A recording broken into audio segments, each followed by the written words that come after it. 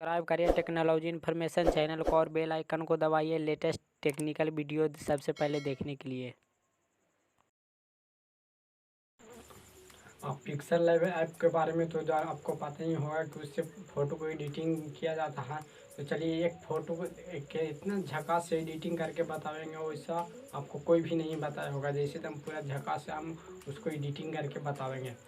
तो चलिए मोबाइल से बताएंगे कि पिक्सल लैब से फ़ोटो को एडिटिंग पूरा झकास में कैसे किया जाता है।